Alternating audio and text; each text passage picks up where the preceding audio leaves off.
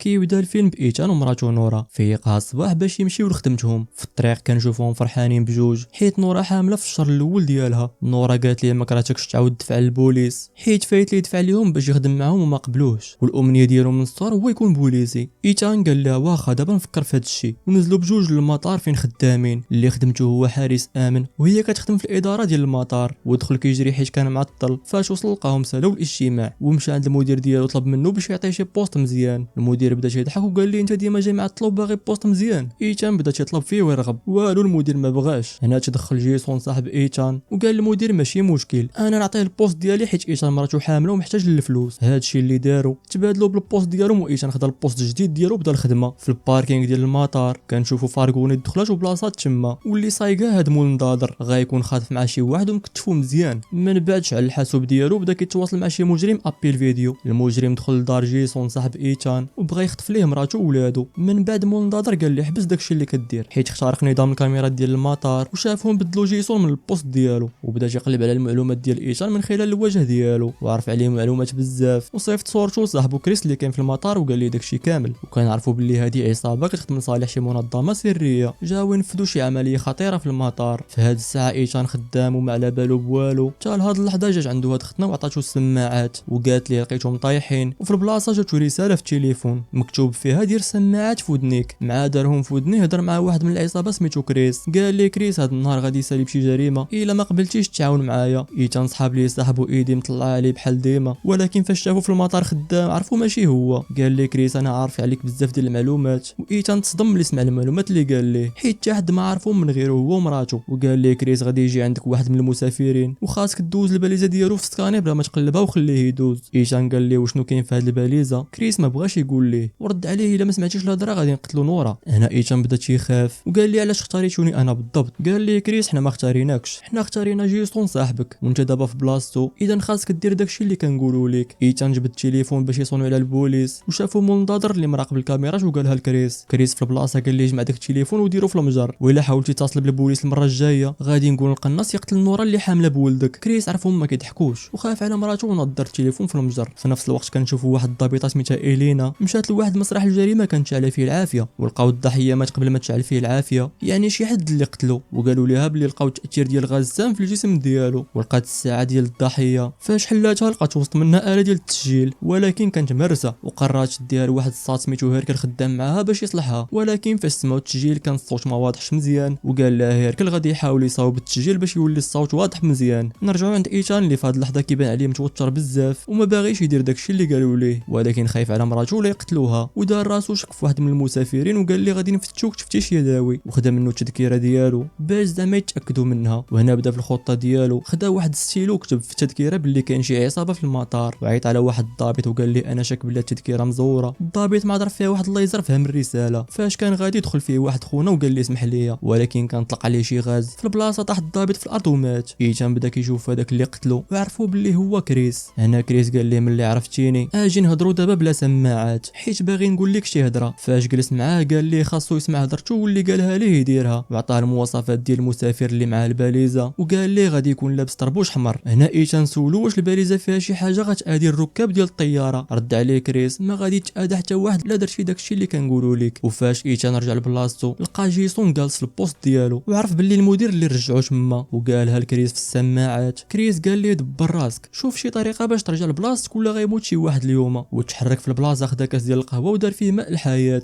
ومشى عند جيسون قال ليه ما باش لك تليفوني تما وبدل الكاس ديالو مع الكاس ديال جيسون. في هاد اللحظه مشى كريس عند المدير وقال ليه داك خونا اللوين كتبان فيه بحال مفوت. وفعلا المدير مشى عند جيسون ولقى في الكاس ماء الحياه وداه للمجلس التاديبي. ودابا غيكون ايتان رجع لبلاصتو عاوتاني وشاف المسافر اللي لابس طربوش حمر. وفاش داز الباليزه في السكانير شاف تما قنبله فيها غاز سام. ايتان دهشر وتصدم ولكن ما قدر يدير والو وخلى المسافر يدوز. ولكن قبل ما يعطيه التذكيره ديالو شاف فيها باللي سميتو ماتيو وعرف حتى رقم الطياره ورقم الكرسي ديالو. في نفس اللحظه كنشوفوا إلينا بعد ما قدر هيركل يصاوب الصوت ديال التسجيل واللي فيه الصوت ديال كريس كيهضر مع الضحيه. هادشي كيعني باللي كريس هو اللي قتلو وسمعاتو كيقول ليه شي كلمه بالروسيه. وقلبات إلينا على هاد الكلمه في الانترنت وقدرات تعرف باللي هذا من اكثر الغازات سامه واللي شمو كيموت في البلاصه وما عندوش الدواء ديالو. وعرفات باللي هذا الغاز من بين الاسلحه الكيميائيه ديال الجيش الروسي. وعيطات في البلاصه لوزاره الداخليه وقالت لهم داكشي اللي اكتشفات. من بعد جا عندها واحد خونا مندوب في وزاره الداخليه سميتو سميتو جون وقال لها داكشي اللي عرفتي على الغاز سام غير تخربيق وما كاينش. هاد اللحظه جا هيركل عند الينا وقال لها شي حد في المطار سميتو ايتان صونع علينا وقطع. هنا الينا تاكدت بلي شي حاجه غتكون في المطار وطلبات من هيركل يصيفط الامن للمطار بلي كاين شي تهديد عليهم ويردوا البال. من بعد تحركت من تما هي وجون باش يمشيو للمطار. نرجعوا للمطار في هاد اللحظه المدير جمع الحراس الامن كاملين وقال لهم جاتهم شي خبر بلي يقدر يكون شي تهديد في المطار. هادشي علاش خاصهم يفتشوا اي واحد شكوا فيه. هنا ايتان خدا اللائحه ديال المسافرين وكتب فيها السميه ديال ماتيو مول الكاسكيطه الحمراء باش حتى هو يفتشوه. في هاد اللحظه كنشوفوا ماتيو مول الكاسكيطه الحمراء شدوا المدير باش يفتشوا. هنا كريس قال لايتان غتكون غير انت اللي درتيها وطلب منه باش يحل هاد المشكل ولكن رفض ايتان وقال لي ما بقيتش غنعاونك وحيد السماعات من ودنيه ومشى كيجري عند نورا باش يحميها. ولكن فاش وصل عندها لقى منتظر سبقو ومنيش فيها بالسلاح. بدات كتقول ليه نورا مالك كنصوني عليك ما كتجاوبش. هنا ايتان خاف عليها ودار السماعات في ودنيه عاوتاني وقال ليه كريس عندك 3 ديال الثواني باش تمشي من تما وبقى سد فمك. وكريس طبق داكشي اللي قال ليه ومشى بحالو. نورا ما فهمت والو فيه وما عجباش التصرف اللي دار. من بعد مشى للحمام ودخل عنده كريس وبقى كيضرب فيه ولكن ايتان خدا الفردي ديال كريس وهددو به باش يستغل الوقت ويخلي المدير يلقى القنبله وسط الباليزه. هنا ايتان جبد التليفون ديالو وفعل القنبله وقال ليه قدامك 10 ديال الدقائق باش تمشي تحبس القنبله والا داز الوقت وما حبستيهاش غتفرقعوا ويموتوا الناس كاملين اللي في المطار. وقال ليه رد البال من الفردي حيت مصنوع من البلاستيك الا سخن غيتفرقع ومشى كيجري باش يوقف القنبله. المدير غيكون مع ماتيو في غرفه التفتيش ودخل عليهم ايتان وهز الفردي على المدير وقال ليه يطلق ماتيو وخليه يمشي بحاله. المدير بقى مصدوم ورفض هادشي اللي قال ليه. هنا ماتيو هجم على المدير وقتلو. ايتان تعصب وقال ليه علاش درتي هادشي ولكن شاف بلي تا هو داير السماعات في ودنيه وقال ليه ماتيو بلي خاطفين ليه خوه وكيهددوه باش يدير داكشي اللي قالوا ليه ولا يقتلوه. هنا ايتان بدا كيحاول يحبس القنبله وكريس كيقول ليه شنو يدير حتى قدر يحبسها في الاخر. في نفس الوقت كنشوفوا الينا وجون شادين الطريق للمطار. وصلنا ليها هيركل وقال لها بلي يهضروا معاه في وزاره الداخليه وقالوا ليه بلي مندوب ديالهم جاي في الطريق. هادشي كيعني بلي هذاك اللي معاها ماشي هو جون وغايكون خدام مع شي منظمه روسيه وتقمص الشخصيه ديال مندوب الوزاره. وهاد المنظمه اخترقوا المكالمات ديال البوليس وسمعوا الينا فاش هضرت مع الوزاره. هنا الينا جبدت عليه الفردي هو غير شاف الفردي وزاد في السرعه وناضت مضاربه بيناتهم وفي الاخر تقلبات بهم الطوموبيل. وفي هاد الساعه قدرت الينا تشيري فيه وقتلاته ونزلات من الطوموبيل وركبت في طوموبيل اخرى وكملت طريقها للمطار. في هاد اللحظه ايتان خدا ماتيو غادي بيه للطياره وقال كريس لماتيو في السماعات باش يقتل ايتان. وماتيو قدر ياخذ الفردي ديال ايتان فاش كان كيحبس في القنبله ولكن ايتان شاف ماتيو في المرايه وتخبى وقدر يهرب منه. وايتان بقى كيضرب عليه القرطاس حتى سخن الفردي ديال البلاستيك وتفرقع عليه ومات. من بعد ايتان خدا التليفون ديال ماتيو وصيفط رساله لصاحبو ايدي وقال ليه داكشي كامل اللي واقع وعطاه المواصفات ديال الفارغونيت وطلب منه يمشي عند نورا يهربها من المطار قبل ما يقتلوها. في نفس الوقت كريس كيقلب على الموقع ديال الباليزه بالجي بي اس حتى وصل للبلاصه فين كاينه وقال لايتان يعطيه الباليزه ولكن ايتان ما بغاش وهرب منه. ايتان لقى بزاف ديال الباليزات ديال السفر وبدل الباليزه ديال القنبله مع وحده كتشبه ليها. هنا كريس فاش تبعوا لقى الباليزه وفوق منها السماعات اللي كانوا عند ايتان وقرب التليفون من الباليزه باش يتاكد باللي فيها القنبله وخداها ومشى بحالو باش يركب في الطياره. نمشيو عند ايدي اللي مشى عند نورا ووراها الرساله اللي صيفط ليه ايتان. في نفس اللحظه نورا شافت الفارغونيت وقفت حدا الباب وهربت من تما باش ما يقتلوهاش. من بعد وصلت الينا للمطار وبقات كتسول على ايتان حتى قدرت توصل لبلاصتو وهزت عليه السلاح وبقى ايتان كيشرح ليها وعطاها رقم الطياره اللي فيها القنبله ولكن هي ما داتهاش في هدرتو وبغات تعتقلو. ايتان ما قدرش يصبر ودفعها وعطاها المواصفات ديال كريس والشكل ديال الباليزه اللي معاه وهرب من تما باش ينقذ مراتو. نمشيو عند نورا اللي في هاد اللحظه كتحاول تهرب من مول النضادر اللي تابعها باش يقتلها. في الاخر قدر يوصل عندها ايتان وفاش شاف مول النضادر دار باش تجي فيه القرطاسه في بلاصه نورا ولكن في الاخير مول النضادر هو اللي مات واللي قتلوه هو خو ماتيو اللي كانوا مكتفينو وقدر يفك راسو في اللحظات الاخيره. من بعد ايتان ونورا رجعوا للمطار وبدات نورا كتقلب على الباليزه اللي فيها القنبله وكنعرفوا باللي ايتان بدل الباليزه بوحده اخرى فيها الكود بار وقدرت تعرف نورا الطياره اللي فيها الباليزه وبغات تصوني على اداره المطار باش يوقفوا الطياره ولكن ايتان ما خلاهاش وفهمها باللي كريس الا حس بشي حاجه غادي يفرقع القنبله في البلاصه وقال لها باللي فايت لي يحبس القنبله وخاصو يعاود يمشي يحبسها عاوتاني وقال لها تمشي تقلب على الينا وتقول لها داك الشيء كامل ومشى كيجري باش يركب في الطياره قبل ما تقلع. في هذا الوقت الينا كتهضر مع هيركل في التليفون وعرفات منه باللي الطياره اللي فيها القنبله مسافره فيها عضوه في الكونغرس الامريكي وفهمات الينا باللي الهدف من هذا الشيء كامل هو يقتلوا عضوات الكونغرس وهزت التليفون وصلت على اداره المطار باش يوقفوا الطياره ولكن نورا وصلت عندها وعاودت لها كلشي وطلبات منها ما توقفش الطياره باش ما يفرقعوش القنبله وقالت لها باللي ايتان غيركب الطياره باش يحبس القنبله قبل ما تفرقع وتاقت بها الينا وخلات الطياره تقلع. في هذا الوقت ايتان وصل للطياره وقدر يحل الكفر اللي فيه الباليزات ودخل ليه وبقى كيقلب على الباليزه حتى لقاها وحلها وبقى مدابز مع القنبله باش يحبسها. في هذه اللحظه وصلت رساله لكريس في التليفون باللي الباليزات تحلات وعرف باللي ايشان كاين في الطياره وبغى يوقف القنبله، فناض بلاصتو وهبط للكوفر ديال الطياره. وفاش شاف ايشان هز عليه الفردي وطلب منه يعطيه البريزه، ولكن ايشان ما بغاش يعطيها ليه. وهنا ضربو كريس بالفردي في رجليه، وشاف ربان الطائره في الكاميرا شنو واقع لتحت، وقرر يدير هبوط اضطراري ورجع للمطار. فاش وصل كريس عند ايشان بدا تيضحك عليه حيت حط الباليزه وسط الثلاجه، وقال لي هاد الغاز اللي في القنبله ما كيجمدش. جبد الباليزه وفاش حلها ما فهم والو حيت لقى قرعه ديال الغاز ناقصه، وقال ليه ايشان واش كتقلب على هادي، ودفعو خشاه في الثلاجه وهرس لداخل القرعه اللي فيها الغاز وصد عليه. تمات كريس بالتاثير ديال الغاز. وفاش رجعت الطياره للمطار هبط منها ايشان وشدوه البوليس، ولكن جات الينا وقالت لهم يطلقوه حيت ماشي هو المجرم، وسولاتو على القنبله قال ليها بلي قنبله في الثلاجه، وسولاتو على كريس قال لي حتى هو في نفس الثلاجه. وجات عنده مرتو نورا خداتو للاسعاف. مور ما داز عام على هاد الشيء كنشوفوا ايشان في المطار وهز ولدو وغادي مع مرتو باش يسافروا في الطياره، وكنعرفوا بلي اخيرا قدر يحقق الحلم ديالو وخدم مع البوليس. وهنا تسالى الفيلم. نتمنى يكون عجبكم، ما تنساوش ديروا اشتراك باش تفرجوا في الملخصات الجايه. نتلاقاو في الفيديو الجاي، السلام عليكم.